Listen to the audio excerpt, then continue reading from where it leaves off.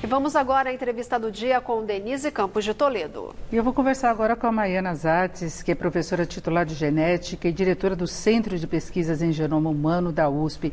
Maiana, boa noite. Boa noite, é um prazer enorme estar aqui conversar com você e com os ouvintes. Eu que agradeço a sua participação e vamos falar das dificuldades da pesquisa no Brasil. Já há algum tempo o setor vem chamando atenção para o risco de cortes de verbas, da verdade da falta de recursos para conseguir avançar, sendo que ao mesmo tempo consegue avanços importantes nas pesquisas brasileiras, né? Vocês têm um avanço importante em relação ao envelhecimento, tratamentos mais acessíveis. Teve recentemente a comprovação aí do vírus da Zika, o impacto que ele possa ter em tratamentos de tumores. Quer dizer, não tratamentos de tumores, mas se chegar a uma cura, né? É um avanço importante. Queria que você falasse sobre isso, porque teve até um evento em Brasília para discutir exatamente essa situação, não é? Então, você falou de risco em corte, não é risco de corte, é corte mesmo, né? É que agora a gente já está pensando no orçamento 2020, pois né? A gente espera que o governo se sensibilize sobre a importância de se investir em pesquisas, né? Então, eu estive em Brasília, primeiro para apresentar os resultados que a gente está tendo até agora e tentar convencer as pessoas da importância de se investir em pesquisas, né? E, em vez de falar em números, eu disse, eu vou dar alguns exemplos, né, de como é que a pesquisa pode ser tão importante. Então, em relação ao envelhecimento, a gente sabe que a população está envelhecendo. Daqui 20 anos nós vamos ter mais pessoas com mais de 65 anos do que com menos de 15. Né? Mas o importante é envelhecer com saúde. Né? Não adianta você ficar velho caquético, né? E nós estamos, então, trabalhando nisso, ver quanto que nosso envelhecimento depende da genética e quanto depende do ambiente. E, para isso, nós sequenciamos os genomas de 1.200 pessoas com mais de 60 anos da nossa população. A primeira coisa que a gente descobriu que nós tínhamos 4 milhões de variantes genéticas que nunca foram descritas nos bancos internacionais, porque os bancos internacionais são só de europeus. Né? E a gente tem aqui essa mistura étnica, né? E que faz toda a diferença. Então, por exemplo, nós achamos numa senhora de 93 anos uma mutação que é descrita como responsável por câncer de mama e essa senhora nunca teve câncer. Então, por que é tão importante estudar essas pessoas? Porque elas têm o que a gente chama de genes protetores.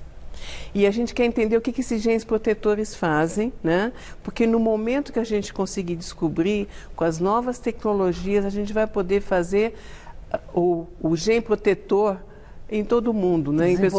Desenvolver o que ele faz, né? E aí poder aplicar isso para todo mundo. Porque tem muitas doenças que são hereditárias. Exatamente, tem muita doença que é hereditária e o envelhecimento saudável em muitas famílias também é hereditário. Pode ser genético.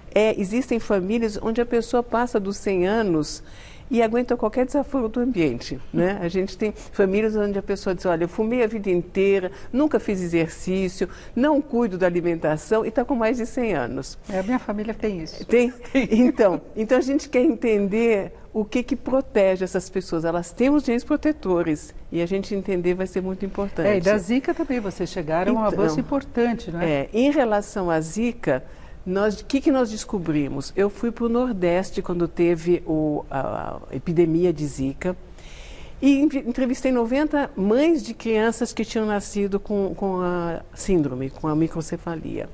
E eu perguntava para as mães, escuta, o que você sentiu quando foi infectada pelo vírus? As mães diziam, eu tive um diazinho de febre, eu tive uma erupção na pele, a maioria não sentiu nada. Então ficou claro para mim que o vírus não estava interessado na mãe, mas estava interessado, se dirigia para o cérebro do bebê em formação.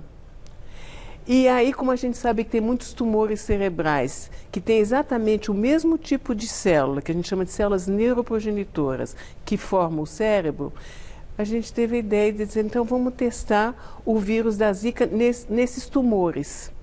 E nós descobrimos que o vírus destrói os tumores cerebrais. Ele ataca o tumor? Ele ataca especificamente o tumor. Então, nós pegamos esses tumores cerebrais humanos, a gente injeta em camundongo, o camundongo morre depois de 2 semanas. O que a gente fez? Nós pegamos um camundongo que tinha o tumor, injetamos com o vírus da Zika, E em 2/3 dos animais o tumor diminuiu muito, 1/3 sumiu completamente o tumor e que já estava cheio de metástase pelo corpo. Então agora a gente quer continuar essa pesquisa porque a gente acha que pode ter um tratamento para tumores humanos que são letais, para as quais não há, hoje não há tratamento. Agora, Maiana, a gente vê que tem um tratamento em alguns casos, até com certo descaso em relação à pesquisa relacionada às universidades, se tenta deixar as universidades caminharem por conta própria, buscar recursos próprios, agora se fala na possibilidade de unir a CAPES e CNPq também, então vai tendo assim uma simplificação no tratamento de uma situação que é muito séria e importante para o país, né? Exatamente. Em todos os países do mundo, a pesquisa básica, ela é financiada pelo governo. Né? Então, eu acho muito importante ter essa parceria público-privada, mas é uma segunda fase. Então, eu estou dando o exemplo da Zika. Quanto tempo a gente levou para chegar à conclusão que ele pode destruir tumores? Né? A gente foi primeiro tentar entender qual era o mecanismo, por que o vírus destruía essas células neuroprogenitoras. Esse é só um exemplo, né? Então, a gente tem que investir em pesquisa básica para depois chegar numa pesquisa aplicada e aí a indústria farmacêutica pode se interessar ou outra indústria se for outro tipo de pesquisa. Agora, né? tem como fazer alguma seleção em relação ao que é importante mesmo pesquisa? Porque uma das argumentações é que é desproporcional o que se gasta e o que se obtém de resultado efetivo em relação à pesquisa. Então, que parte dos recursos seria desperdiçada por pouca eficácia. Tem como mensurar isso ou você acha que é uma análise equivocada? Tem como mensurar. Existem vários parâmetros onde você pode estudar. Primeiro que qualquer projeto de pesquisa, ele é avaliado por outros cientistas, né? E você vê se tem alguma lógica a pesquisa, a proposta, né? Agora, é pesquisa, nunca é certeza, né? Senão a gente vai testar, né? Vai testar. E, obviamente, nem todas as pesquisas dão resultados, né? Mas é o único jeito, né? Isso é no mundo inteiro. E pode ser muito demorado, porque você vê que alguns tratamentos surgem no exterior, eles têm que ser aprovados, testados, depois vão ser testados em humanos, até chegar no Brasil, chegar em outro país, tem um longo caminho. E quando chega no Brasil, às vezes chega numa situação impraticável do ponto de vista financeiro, né? Exatamente. E a gente tem um exemplo agora com uma doença que chama atrofia espinhal. Onde, na forma mais grave, as crianças vão perdendo os neurônios motores e não chega a 2 anos de idade, nas formas que chama a AMI1.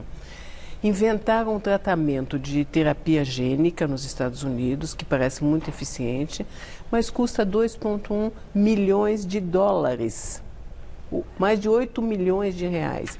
Quer dizer, é uma coisa muito cruel. Como é que você vai dizer para um casal que tem uma criança afetada, dizer, olha, tem um tratamento, mas não está acessível, né?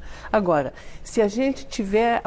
nós temos pessoas aqui que podem fazer essa tecnologia, que dominam essa técnica, e se a gente investir aqui, a gente vai conseguir fazer tratamentos a um custo muito mais acessível, né? Mas precisa investir, não é uma coisa que você faz do dia para a noite. E você vê alguma receptividade do lado do governo em mudar essa relação, e se interessar mais em estimular a pesquisa no país? Hoje eu vejo que não. Eu acho que o governo não entendeu a importância da pesquisa, né? E não tem canal de comunicação? Muito pouco. O ministro da Ciência e Tecnologia não mostra sensibilidade? Não, ele mostra, mas eu acho que o Ministério da Ciência e Tecnologia está sem verbas, né? Eu gostaria muito de conversar com o ministro Paulo Guedes, né? Cuida do cofre.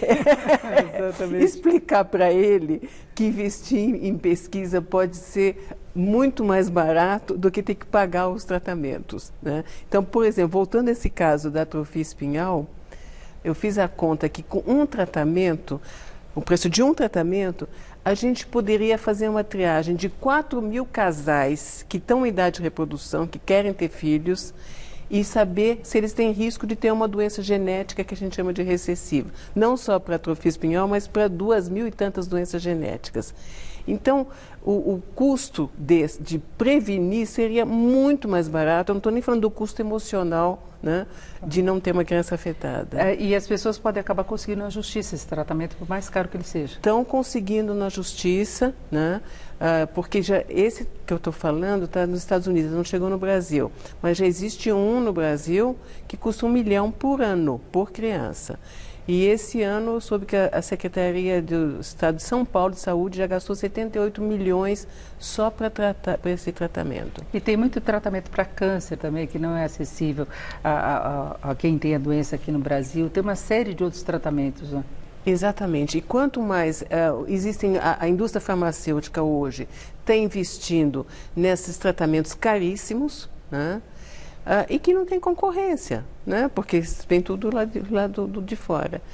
E se a gente não investir para fazer aqui, nós vamos ficar sempre a reboque e ter que pagar essa fortuna. E pode seguir a mesma linha de pesquisa? Eles não têm o direito à propriedade em outros países? Eles têm direito à propriedade, mas você pode, a partir do que já foi descoberto, você pode modificar alguma coisa, né?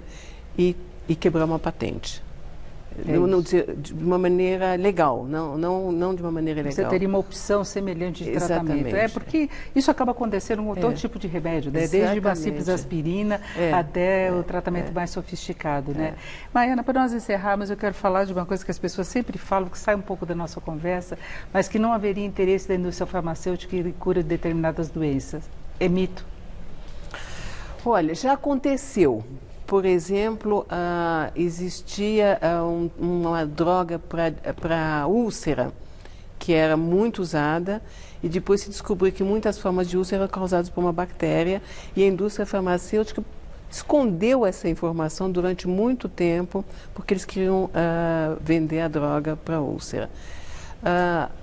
E hoje, eu não sei te dizer, né? Depende da doença.